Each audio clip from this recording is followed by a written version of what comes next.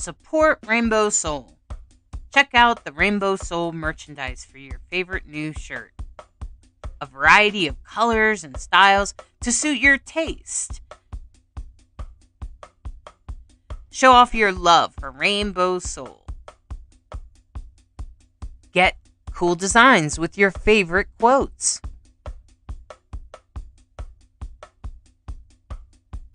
Designs come in a variety of colors so that you can express your most authentic self.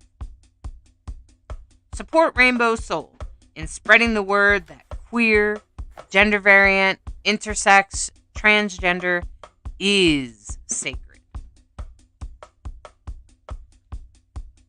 Rainbow Soul, putting the soul back into queer. Order your unique Rainbow Soul merchandise at rainbowsoul.show.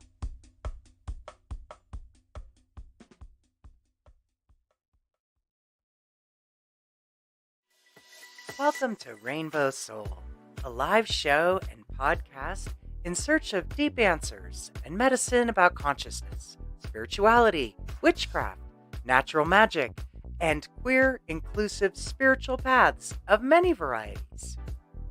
We will explore the use of herbs, candles, colors, and nature in our personal lives, as well as queer-inspired rituals designed with transgender and non-binary people in mind.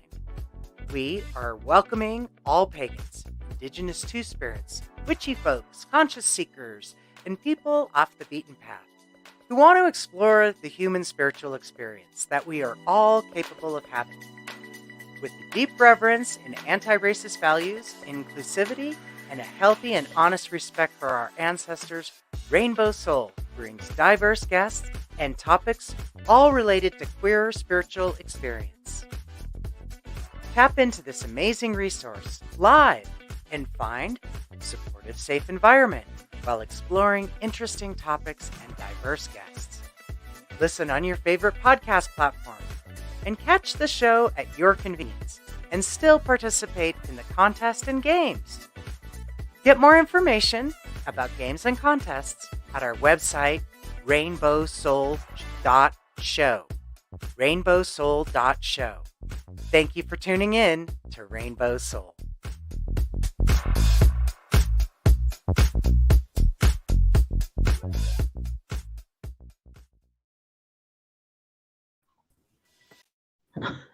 Hello. Hello. Oh my Welcome. goodness.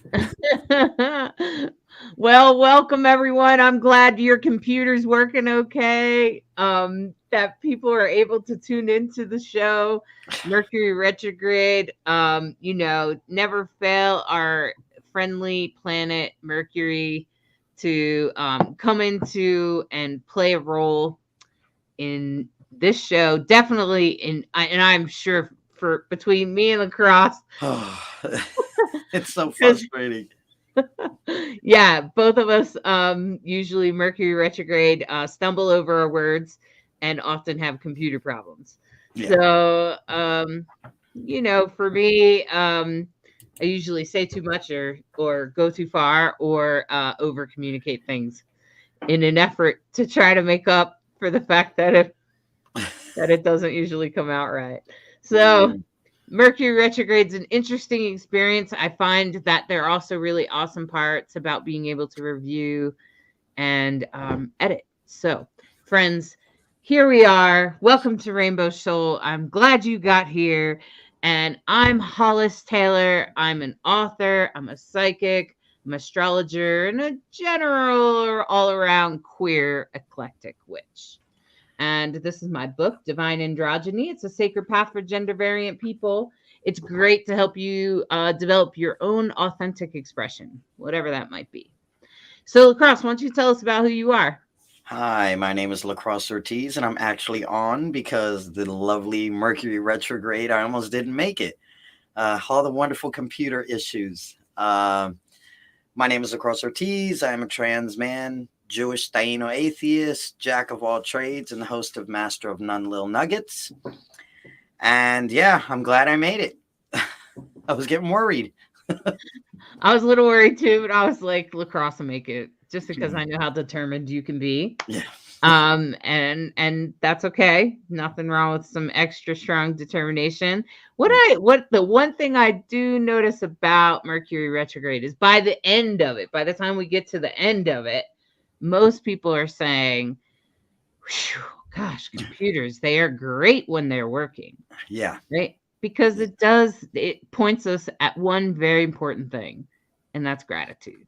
Yeah. Because although computers and cell phones and everything else are often frustrating, they are also a blessing.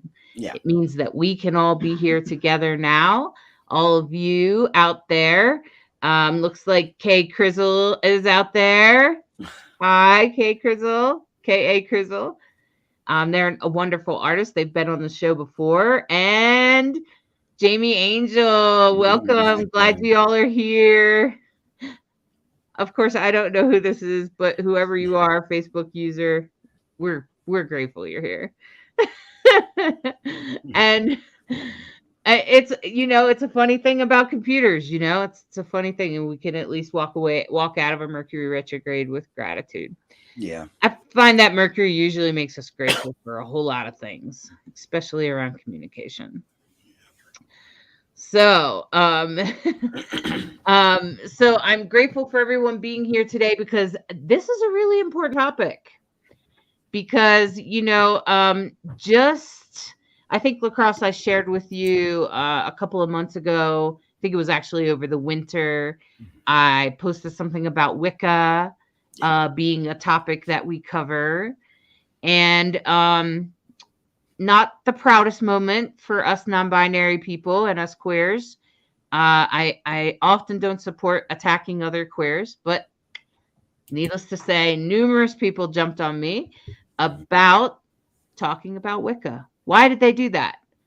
Well, their argument is that, number one, it's very binary and it makes no room for the non-binary or anything in between or transgender people. And number two, the biggest argument is cultural appropriation, things that people do in Wicca without giving proper credit to where that came from. For instance, smudging. Okay. Oftentimes people in Wicca definitely smudge or call it smudging. And they use that word, and they often use sage, but they never credit it to the indigenous people. It's true. But I have noticed a change. People are using different words. There's a concern about sage, so people are trying to use different herbs. And they're also using different languaging. Would you like to cleanse your soul with some smoke? Would you like to just breathe it in, right? Or they say or they give the credit to the indigenous people, right? Which is also perfectly fine. So I was excited when I found, a representation, in my opinion, of non-binary and Wicca together. That I wasn't the only one out there saying Wicca can also be something in between. And I knew I wasn't, because of course I was exposed to the radical fairies. But also to find this person, I was super excited, especially by their one book. But we're going to talk about all that. First, I wanna bring out Yvonne A. Burrow. I hope I said that right. Welcome, Yvonne. Hi, thank you. Welcome. Yeah. So I'm Yvonne A. Burrow. I've been practicing Wicca been pagan since 1985 and Gardnerian Wiccan since 1991. I pretty much started looking askance at people for some of the binary practices that were happening pretty early on in my practice. And then when I started my own coven, I was like, okay, how can I unpack some of this stuff and make it more inclusive? And so I actually started writing rituals that were queering it up at that point. And then some of the stuff in my book actually dates back to that period.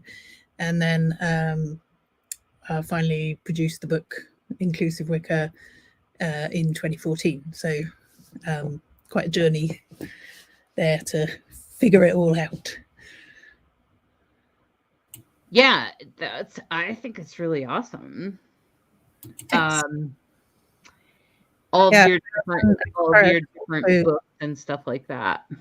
And I also want to add that the book, the concept of inclusiveness also includes disability, anti-racist. I mean, I was kind of naive when I first wrote the first book, because I didn't actually realize that Wicca had racist bits in it. I have a whole section on cultural appropriation, but I was like, well, I can't see anything. I can't see any way in which, BIPOC people are inherently excluded. And I'm like, I feel kind of dim now for not having figured that one out. But it's also about including disability and including people with different theologies, and so including a range of things, as well as LGBT plus people.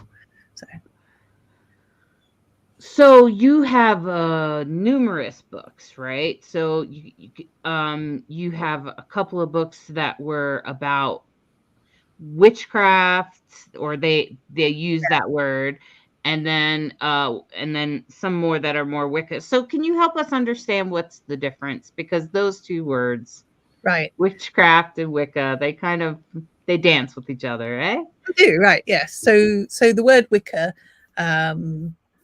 started life as the Anglo-Saxon word for a male witch, and then it would have been pronounced Witcher. And then during the 80s, well, during the 60s, 70s, 80s, 90s, saying that you were a witch was a really difficult thing to do, because everyone assumed that witches were devil worshippers. Some people might be old enough to remember the Satanic Panic, which was where a bunch of fundamentalist Christians started harassing Wiccan and other practitioners. Even Quakers got their children taken away at one point.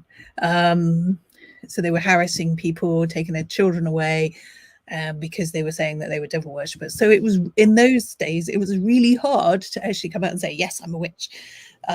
So that's why I think the word Wicca gained so much popularity, and you actually get eclectic forms of Wicca, and then the more traditional initiatory forms of Wicca. So, I mean, in my practice, you mentioned smoke cleansing. Like, it's always been called sensing in my practice. It's, I'm, as you can hear from my accent, I'm from the UK, and I moved to Canada in 2018.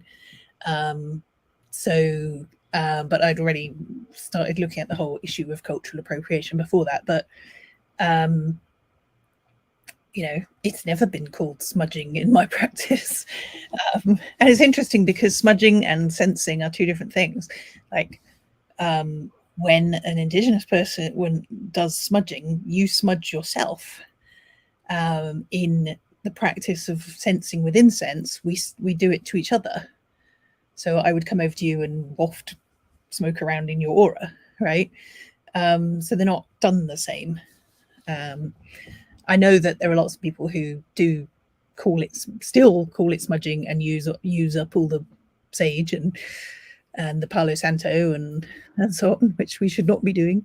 But yeah, so that's a big issue for sure. And I think another big aspect of cultural appropriation is people, is what? Say it again. I was going to say another big cultural appropriation piece is the importation of Kabbalah into Wicca, and there is no Kabbalah in my Wicca.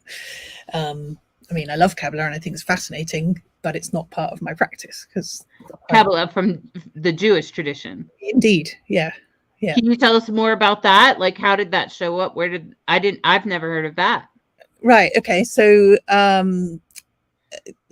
the Western mystery tradition has a whole raft of practices which came from Egypt and Jewish practice and other things. And so during the 1600s, the 1500s and 1600s, the Christian magicians and the Arabic magicians and the Jewish magicians were all talking to each other and exchanging ideas. And then so the Christians lifted Kabbalah, made their own version of it, and that then made its way into occultism in the 19th century.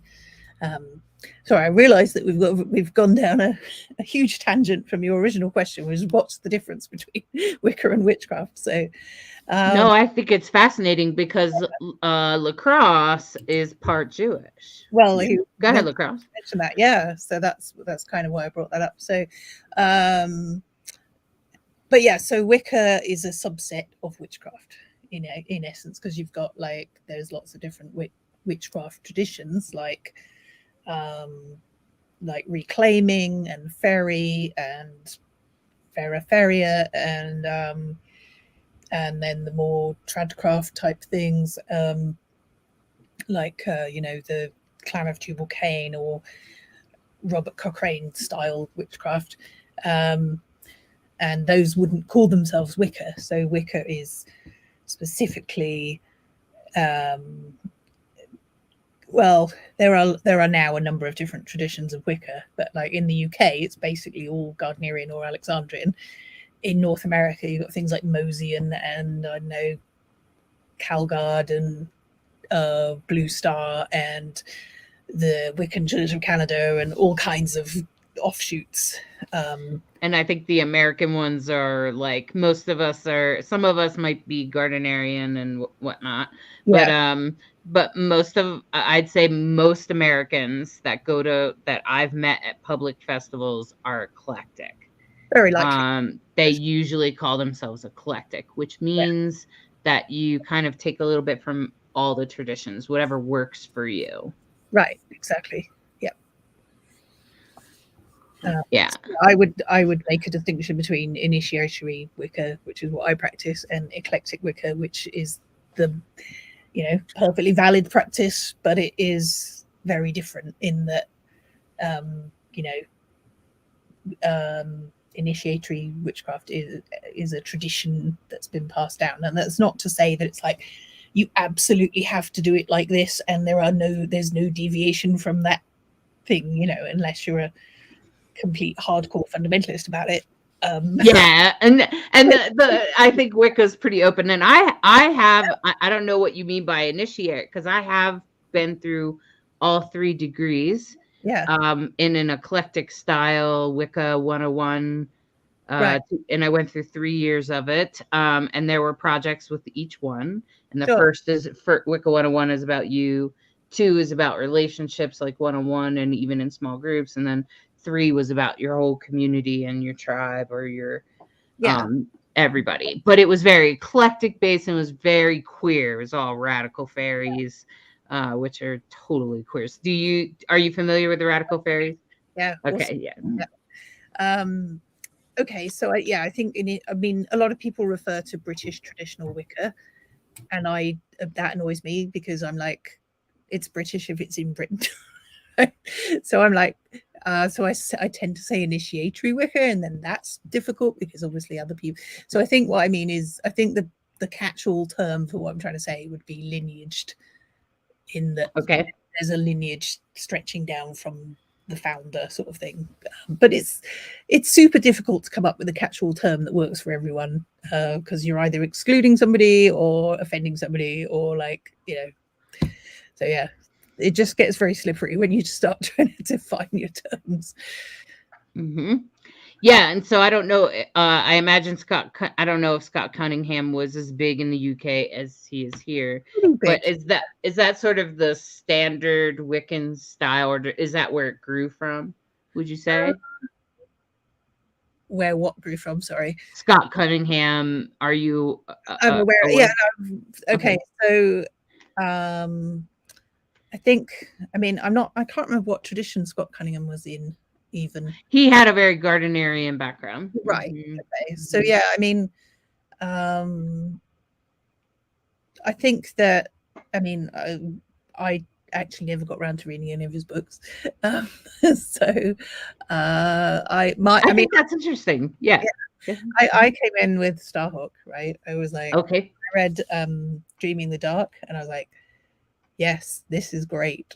And then I was lucky enough to find a Wiccan coven where the High Priestess is bisexual, and a lot of the people in our particular little mini sub-lineage are also bisexual, and so that made it very comfortable, and they were very supportive of me banging on about inclusive Wicca, so that was good. Right. And so when you first came in, was there in ceremony usually a masculine and a feminine? Like always a god and a goddess? Not every ritual. I mean, there was the whole thing about like you had to stand boy, girl, right? And I'd just be standing there sort of sighing and rolling my eyes. Because I'm like, well, I'm bi. I could make energy with anyone. What's this all about, right? Especially when you're aware that there are other people in the circle who are also bi. And interestingly, I discussed this with my High Priestess, and she said, oh, I quite liked it because it kind of, it took away for her, it sort of took away the whole gender layer and reduced it to body shape sort of thing. And I went, that's interesting. Like, honestly, I mean, it worked for her, but it didn't work for me. But she was fine with that, so that was cool. Were you when you say bi, do you mean bisexual or do you mean bi gender? I mean, okay, so bisexual to me means a person who fancies people of their same gender and other genders. Because when I started calling myself bisexual, the term pansexual wasn't invented. So we know about that. Yeah, I know, but like, so I never stopped calling myself bisexual. And I kind of knew I was non-binary before there was a word for that as well. So yeah. Interesting. So in the groups that you were in, did you experience anyone talk about androgyny as a sacred path? I'm sure it was mentioned at some point. Yeah. Yes, actually, yes, I did. I mean, quite often it was me that brought it up, but I mean, like, but I do know, I definitely remember other people talking about the divine androgyne for sure. Yes. Okay. And do you have any, like, was there a certain piece of history? Like for me, I was very attracted to the alchemy, to the old alchemy things that describe androgyny being sacred. So what, like, was there a piece that really drew to you, like a certain deity or anything like that? Yeah, so in the particular tradition that I'm in, there is a deity who is a divine androgyne. So I always felt that, like, hey, I landed up in the right place. That's pretty cool. Which deity is that? Which one? So it's called Drichten.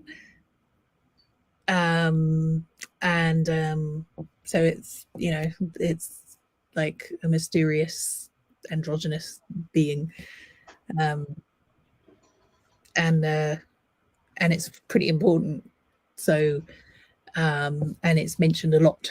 So I'm like, when people say Wicca is purely binary, I just kind of look at them going, like, what? Might want to check out a different group or something. Yeah.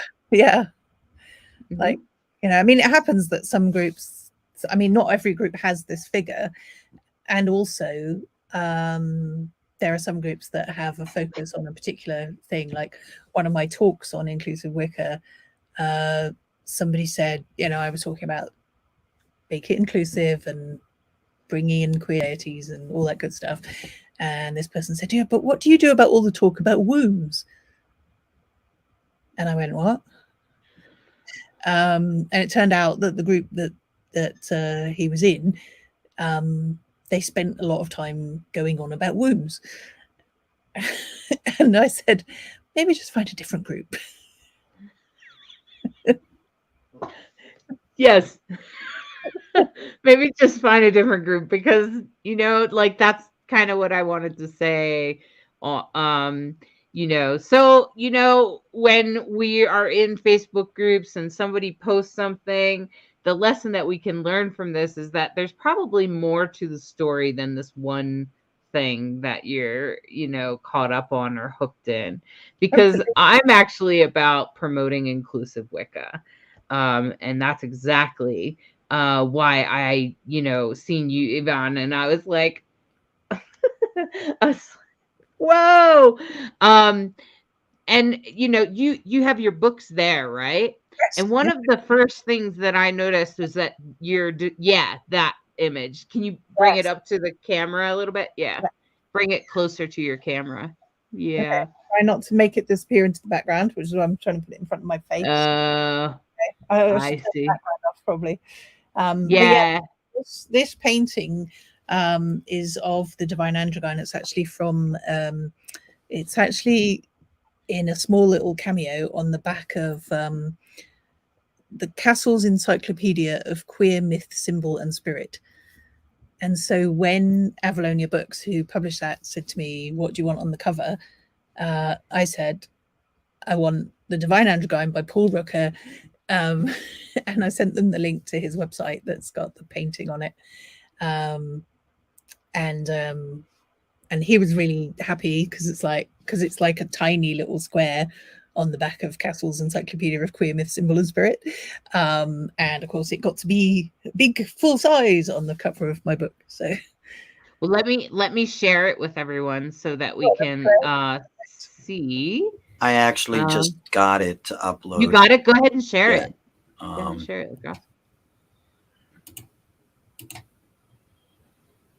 All right. And show. There we go. Yeah. Isn't that beautiful? I not only so first I want to say, like, the two sides and even the way that their body is shaped in the painting or in the artwork, and the way their hair and everything is very, like, you could see the chest hair on one side, no chest hair on the other side, and the way the muscles are. And what I think is interesting is the arms, being extra arms, right? Yeah. So they have the androgen that's like this, and the androgen is holding water and fire, which I thought was interesting because that's like emotions and passion. Yeah, and I thought the image was very alchemical too, and just think it's lovely, and like a lot of his art is like that as well. It's really cool. Yeah, it's beautiful. Yeah, it's a really beautiful, awesome photo of the Divine Androgen in a way that, like, is like, I remember that image. I've seen that image before, and I'm like, whoa, it's on your book. Yeah, great image, isn't it? Yeah, and I think that we need more images of more artwork like that. And I was great, to have mine done for my book over here. It's very, very similar in that way. Yeah. The alchemical marriage of the masculine and feminine is actually a representation in alchemy of a higher way of living, or a like an enlightened space or way of being. And I think that's the part where Wicca really could really has the opportunity to celebrate that. Yeah, absolutely. I mean, pretty much every spiritual path that has some image that implies that divine androgyny. Like I always took it as a very good omen that my birthday is the same day as the festival of Saint Wilgefortis, who is basically a non-binary saint. A non-binary what? Saint, like a Christian non-binary saint. Oh, yeah. K.A. Crizzle talked a little bit about that kind of thing. I don't know if they're still watching, but when they did their show, yeah, that's exactly what we were talking about. The representation of non-binary stuff in the Bible. Mm-hmm. Yeah. So I rather like Wilgefortis, not in the Bible, but like a medieval non-binary character. Pretty cool. Interesting. Yeah. Awesome. Yep. Kay Crystal's out there. I'm here. Yes. Hey. I was on their show last year. So it was great. Awesome. I was following each other on Instagram. It's fun, all connecting all the non-binary, spiritual people. I feel like we're starting to grow a little bit of a network. Absolutely. Some of us have mutual friends, and I think that's really awesome. It's actually really beautiful because I feel like we all have something to bring to the table or a different way to express and, just different ways to approach the divine and to open those doors for all the non-binary people in the world. Yeah, absolutely. I mean, I've interviewed quite a number of people on my YouTube channel, like Enfys Book and Dash Venkeys and Theo Gede Palmer, and trying not to miss anyone out here. But yeah, like check out my Queer Magic interviews on YouTube. Yeah, I'm gonna go and look it up now. I think I did look at your YouTube, but I didn't get a chance to watch everything. I'll have to add it to my to watch list. Yeah. So we're gonna take a quick break, right, Lacrosse? Yep, I'm hoping this will work. All right, friends, let's see if it works. All right, we'll be back in a few minutes.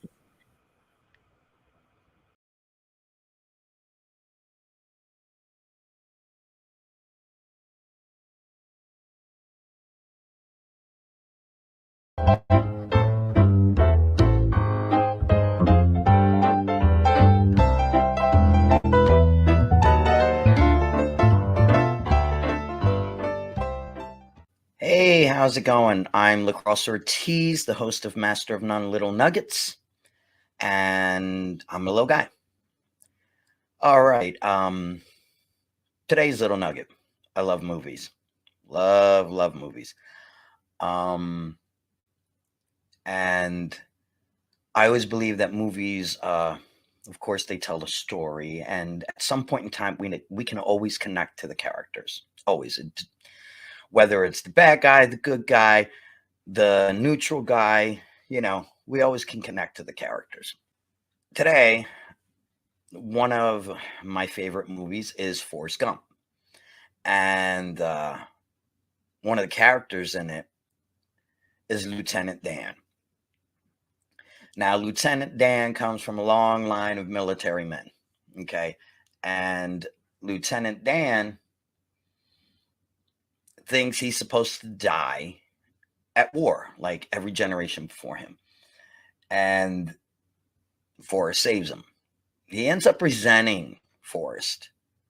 And he ends up really taking it out on him, like he was supposed to die. You took that away from me. Like the resentment builds and builds and builds. And when resentment builds, it becomes like a poison. Okay. So I'm just going to play a few clips and then we'll get to the little nugget. Here we go.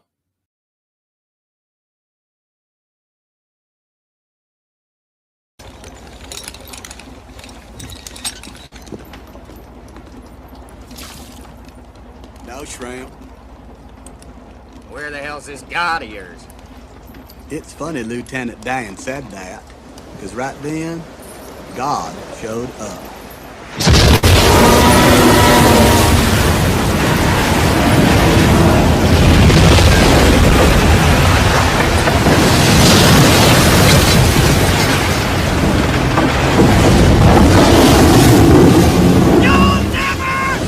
Now me, I was scared, but Lieutenant Dan, He was mad.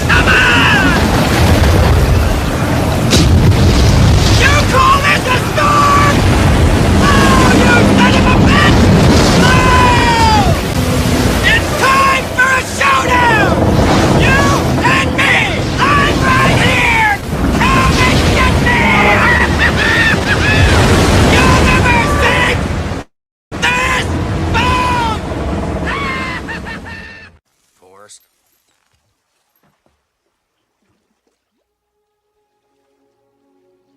I never thanked you for saving my life.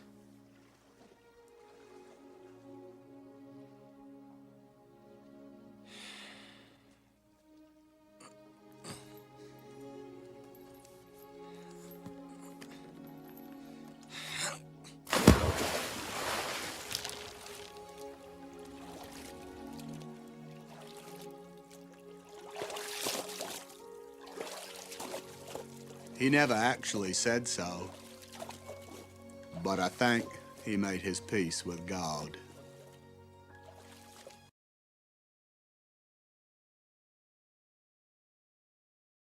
Okay, these two clips go very hand in hand when you think of everyday life. Storms. We all have storms in our lives. And when the storm comes, the best way to handle the storm is to go through it. You know, because storms are only temporary. They're not permanent. A storm, it never stays storming forever. There's a storm and clear skies, and storm and clear skies. It's how we ride that storm.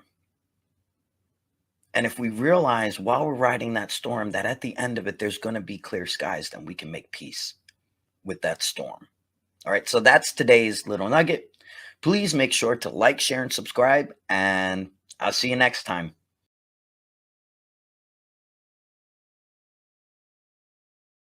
Jack of all trades, master of none, but oftentimes better than a master of one. So what exactly does that mean? It is a figure of speech in reference to a person who has dabbled in many things rather than gaining expertise by only focusing on one. So much knowledge and wisdom out there at our fingertips, yet so difficult to grasp. Everything and everyone has a little piece of the truth, and it is up to us to determine what our truth is. In this busy world, creating the time, the space to nourish our bodies, mind, and soul has become a difficult task. So let's take a moment to learn something small, in whatever way the universe decides to reveal it. It could be someone's story, a quote, a spiritual practice, maybe a song or a movie. The opportunities are limitless and all around us if we just take a moment to see. We are all students of life experiences, so let us learn from one another. There is no right or wrong path. There is only your path and your journey. So let's begin our adventure and explore all the world has to offer, and let us become a master of none.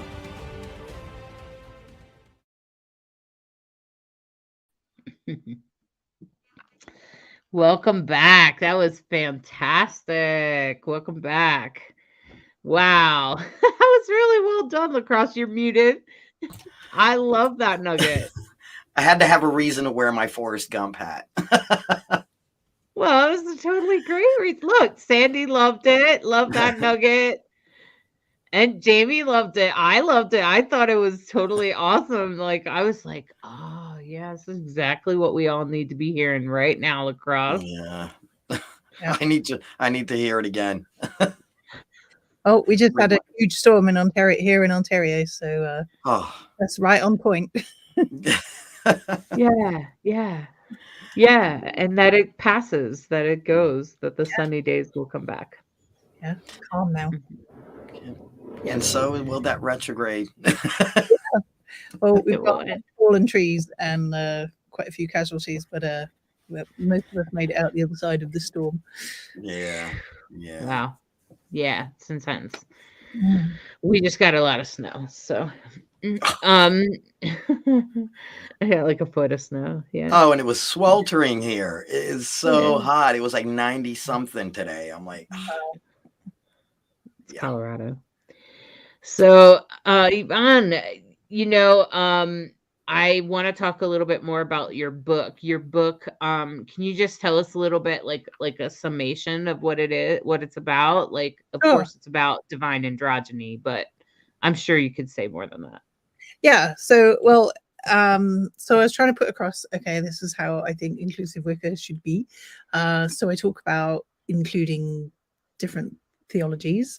I talk about queer magic and queer paganism, and I talk about the things we need to change to make Wicca more inclusive. I mean, what's really interesting is over the last 5 to 7 years, the community's really, really embraced a lot more of these ideas, to the point where now the phobes are the minority, which is really great to see. So I also talk about eco-spirituality and embodiment, and so it's kind of trying to present a rounded picture of like, okay, we need to include everyone. So I talk about cultural appropriation, and so as not to exclude BIPOC people, and I talk about including LGBTQ plus people, and I talk about eco-spirituality, and I talk about mythology, and so there's not actually a huge amount about divine androgyny in there, as it happens, just that the cover has this. So then I did a follow-up. So a lot of people then said after I published it, people started saying things like, well, what about polarity? To which my response was, well, what about polarity? But to me, like, polarity is nothing to do with gender, right? You can make polarity with anything except gender, because gender is, to me, gender is a scatter plot. It's like, there's the fierce femmes over there, and the then there's the trans masculine, and then there's all different, like a multiplicity of different expressions of gender all over the map. And we should see it as a landscape, not as a spectrum, because male and female aren't at either end of the spectrum. They're just somewhere on the scatter plot, right? So I then developed a whole theory of, okay, we can make polarity. I mean, I spend very little time in my rituals actually thinking about or talking about polarity, but for people who like polarity and think it's important, I did a whole series of workshops on making polarity in other ways, and then people thought that inclusive Wicca was suddenly all about polarity, and I'm like, oh god, so way to miss. So anyway, obviously ended up writing another book, and I put it all together, and I found that I had 150,000 words. So then it became 2 books. So the first one is Dark Mirror: The Inner Work of Witchcraft. And that's Doreen Valiente's scrying mirror picture on the front. That's really cool. Yeah, I was looking at that. Mm-hmm. Yeah, it's just, I could stare at it for hours. I'm really proud of this cover, which I designed. And this one is, so this is in 2 sections. The first section is about like the inner work, and then the second section is more about embodied spirituality. And I put in all the stuff about sexuality and spirituality in there, that and the polarity, how to deal with polarity and all that stuff. And then the second book, which was originally part of Dark Mirror but then became its own thing, is The Night Journey. And this one has all the anti-racist stuff in it as well. And there's a whole section on leadership and talking about group dynamics, and some more stuff about traditional ideas of witchcraft, such as the night journey and the journey through the night to the Sabbath meeting place on the hills kind of thing, and talking about different techniques you can use in ritual. And so it's that part of it is much more about the tradcraft aspects,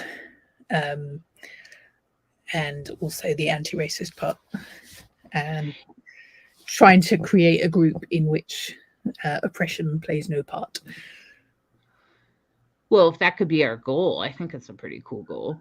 Yeah, absolutely. Like, I mean, my biggest goal as a group leader is, I don't do hierarchy. I'm very keen on, I mean, the only reason I get to be a leader or a teacher is because I've been around the block a few times and I know stuff. But I'm always ready to learn from the newest trainee, because they've always got an interesting idea to share, right? Or a great question, or whatever it may be. And so it's really important for me to create safe space for people, and make sure that everybody feels safe, because I've seen sort of nervous newbies going, "Oh, I've got to call a quarter and I feel really scared now." I'm like, "No, look, we're all behind you, willing you to succeed. It's going to be fine." Right. Yeah, and I'm not really sure you could really mess it up. I mean, even when words don't come out right. And the one thing that I wanted to give to you, Yvonne, is the polarity thing. I thought the Radical Fairies had a great answer to that. Male, female, both, and neither. Yeah. And it really helps people that work in that polarity. Then they see the other polarity and they're like, oh. And I noticed that when we would do this for cisgender, heterosexual community, when the rest of the community came and joined the queer ritual, okay, Yeah. and that's what we did once a month for like a year. And when we would do this male, female, both, and neither, I would watch people's brains click and understand transgender in a deeper way. Right, for sure. But I still think that, like, and I will die on this hill. I still think gender isn't a polarity. I agree. Yeah. I agree. And yeah. you gotta, more like a rainbow or something. Yeah, right. And so, but I think doing that is really important to get people past that binary. Whatever it takes to break people out of the binary, do that thing, definitely. Do they have? I want to.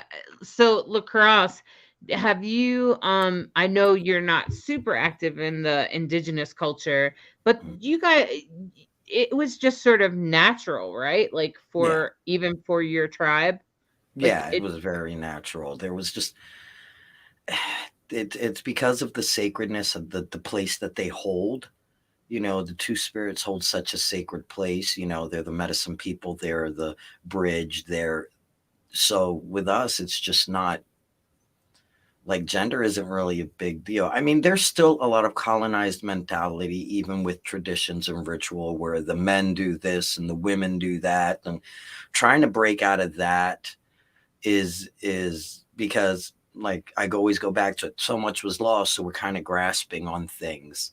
And the first thing a person does is, let's apply, okay, the men will do this, we'll put a gender to that, the women will do this and put a gender to that, and it's trying to reclaim, but at the same time you're still stuck in that binary and that mentality of colonization. So and hopefully in time we'll eventually move away from that and have it just go back to what it was, which was it's just people who carry all these essences inside themselves, whether it's male or female or not either, and realize they are sacred. That's the main thing. Mm-hmm. So. Mm-hmm. I've heard stories of people, mostly in Lakota tribe, that have talked about how their eldest elders, so the people that are probably in their 80s, 90s, maybe, are coming back and telling the youth. So these are 20 somethings, even teenagers, indigenous youth that are trying to reclaim um, their tribe, and their traditions, that LGBTQIA people were they're kind of shamans. They're kind of They're the medicine people. yeah, the medicine people. That's probably good language. Yeah, exactly, across.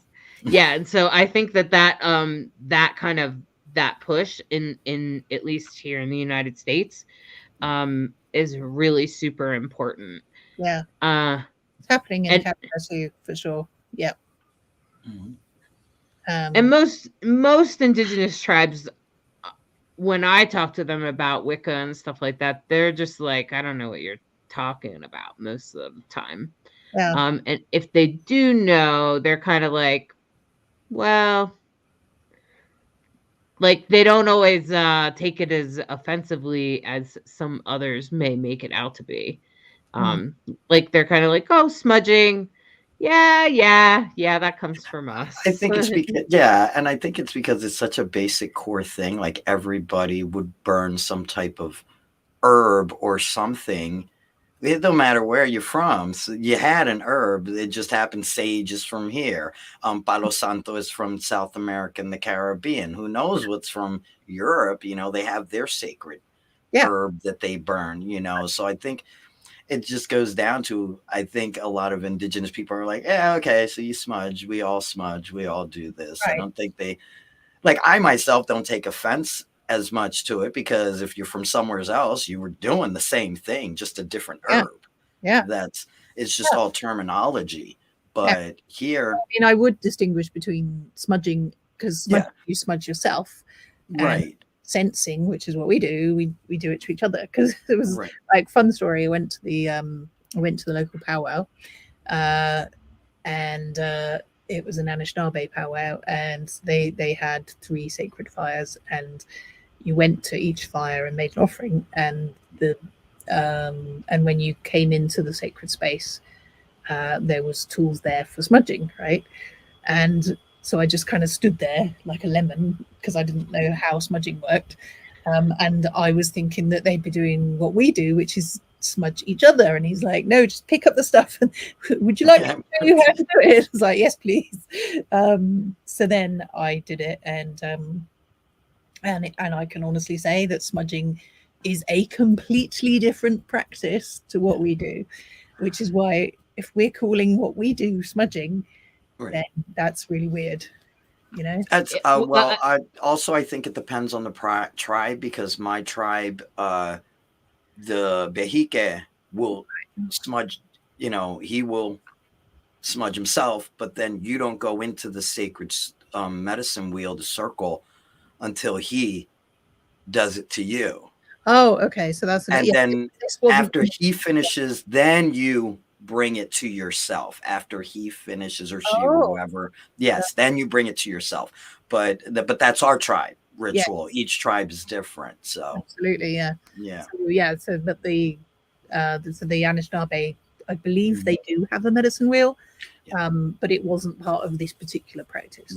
Right. So each tribe's like Hollis. When you came, my brother ended up doing it for yous, and then you took it into yourselves, and then we could go up, go into the sacred circle. And that felt really normal to me, and that's kind of how we usually do it in the pagan and witchy circles here as well, Yvonne, because I've been all over the United States at different pagan circles, pagan events like Starwood, which is one of the larger ones. They usually smudge the other person. You usually, like the people that are smudgers, they sometimes smudge each other before the circle starts. And then when people start lining up, they start smudging others, and they would call it smudging. In fact, I've never heard the word sensing until you said it. Which is a really cool concept. Yes, exactly, Lacrosse. And I'm thinking, I can't wait to introduce this as an alternative word, because Yeah. I've spent hours in discussion with witches on what else to call it. Right. So In England, and Scott, well, there's a traditional practice in Scotland that have started calling what they do seining, saining. But then I wouldn't call it that because I'm not Scottish, right? So, but sensing, we just call it it's been called sensing with incense in England and the rest of Europe for the entire time I've been practicing Wicca, right? Wow. Which is 31 years. which is hilarious to me, because I definitely have been in circles that are more European based, people that have traveled Europe and have been to many pagan circles out there, and they still didn't hear that word, which is interesting to me. So I'm interested in introducing that word, because I've definitely been part of the discussion a few times. Yeah, I mean, that's fascinating, because I honestly, I like everybody else I know, most of the people I know in Canada also would call it, I mean, other Wiccans would definitely call it sensing, as far as I know, right? So that's really interesting to me, that it's that people don't have the word sensing, because I've had taken part in discussions about this online and gone, well, it's just sensing, what, Yeah, and that's the American culture. Unfortunately, we tend to be a little on the loud side. It's actually America's astrology chart, but it's a funny thing. It's a funny thing. So, I've really enjoyed chatting with you, Yvonne. If I'll tell you, it's great to meet other non-binary people that are interested in inclusive Wicca, because I do think because Wicca has a really strong, powerful ability to be very inclusive, I think, and eco-friendly. And I totally love that that you even talk about embodying spirituality and stuff like that. So you have to come back, Yvonne. You have to come back and have discussions with us about embodying spirituality, and especially in the eco sense.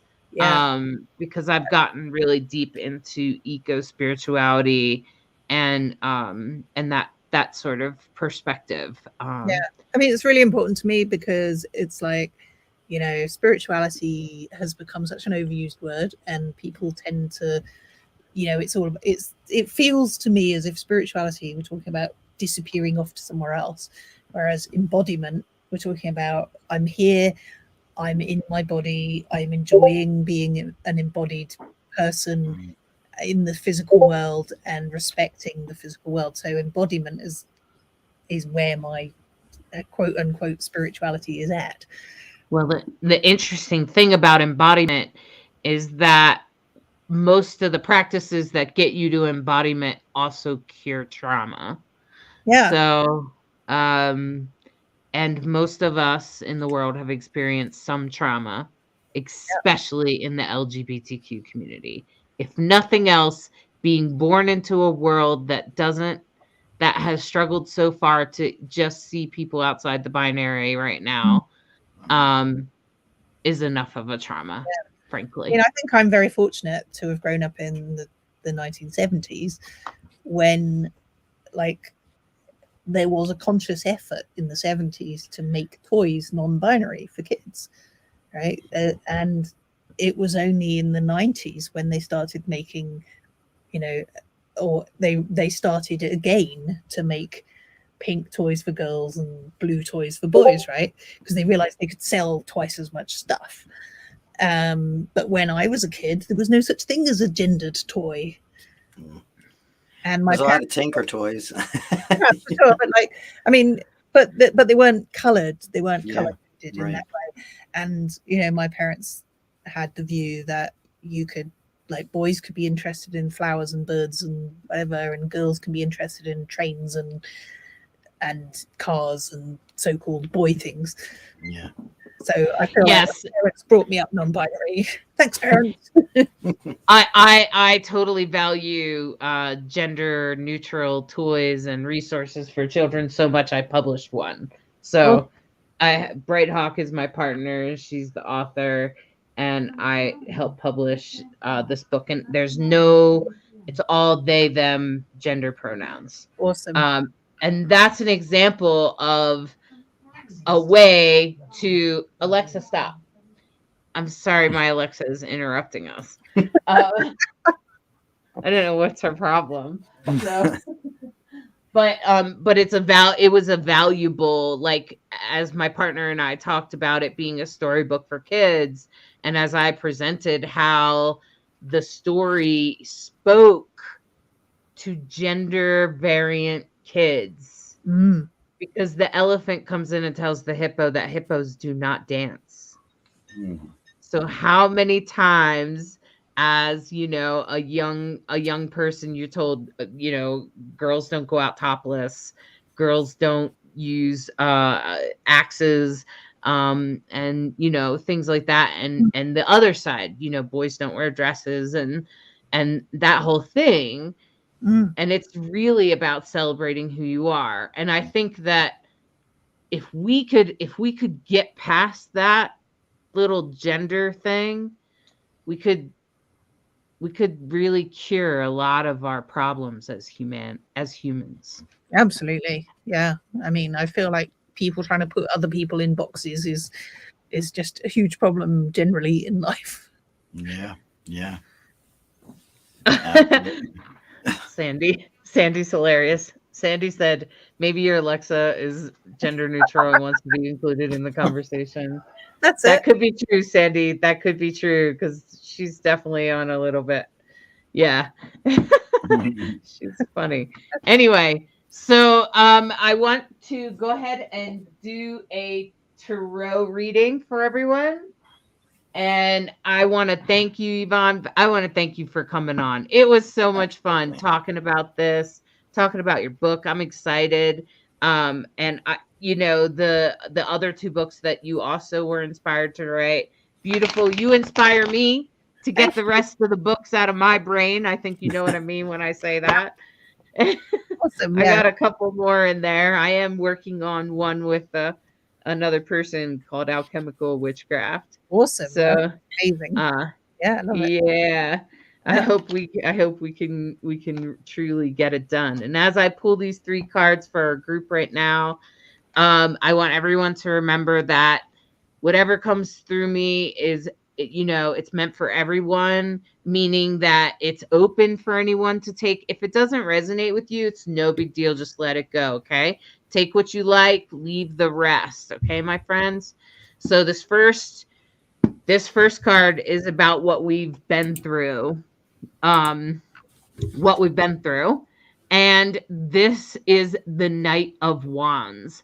And this is very like, these are my intentions. This is what I want to do. So I want to say, remember those intentions maybe you had a couple of weeks ago, a month ago, 6 weeks ago? Hey, they're still there.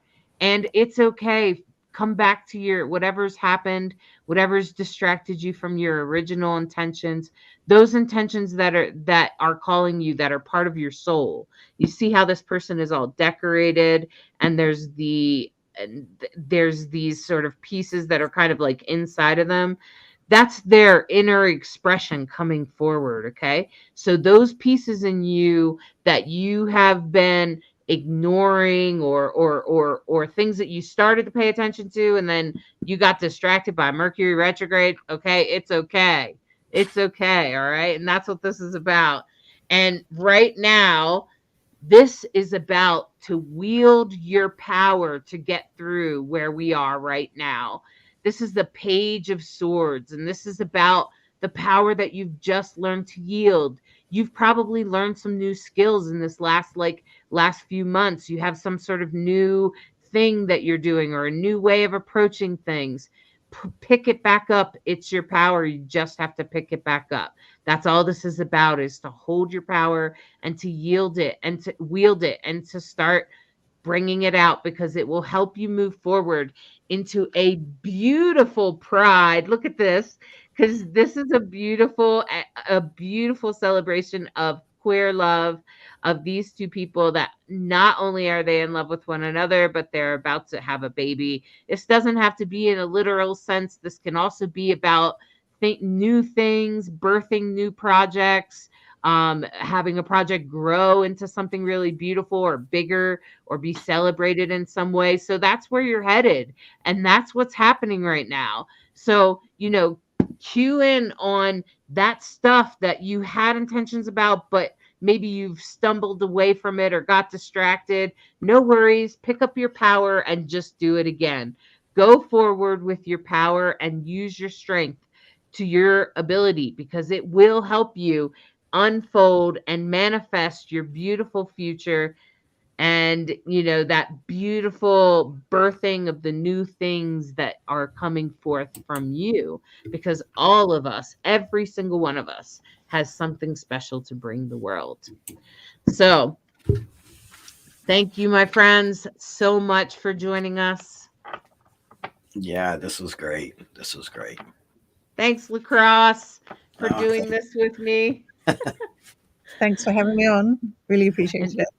Oh, yeah, it was great. All right. And thank you to everyone watching. I appreciate you. We totally appreciate you and love you. And we hope that you are taking care of yourself. Please do something good for yourself. Take a bath, get a massage, whatever it is. Please take care of yourself. We love you, and we want to hear from you next week. All right, guys. Good night. Thank you for watching Rainbow Soul. We are so grateful for your presence and listening in this past hour. Be sure you're subscribed and get notifications so you can join us and catch us every Sunday night here live. We appreciate you sharing, commenting, reacting, and inviting others to the show. This is a show for you. So tell us, who would you like to see on the next show? What topics inspire you? You can always find replays, more about the host, blog posts, merchandise, information about games and contests, and social media links at rainbowsoul.show. We love to show our gratitude with fun and games and contests with prizes that celebrate who we are as a community. Rainbow Soul holds the intention to explore consciousness and spirituality in cultures with a deep reverence for cultural roots, equality, and inclusion. We are always striving to recognize the spiritual medicine available to all of us in the modern world. We hope that you walk away knowing that you are perfectly valid in whatever identity you embrace for yourself, and that you are sacred just as you are. Thank you so much for tuning in to Rainbow Soul.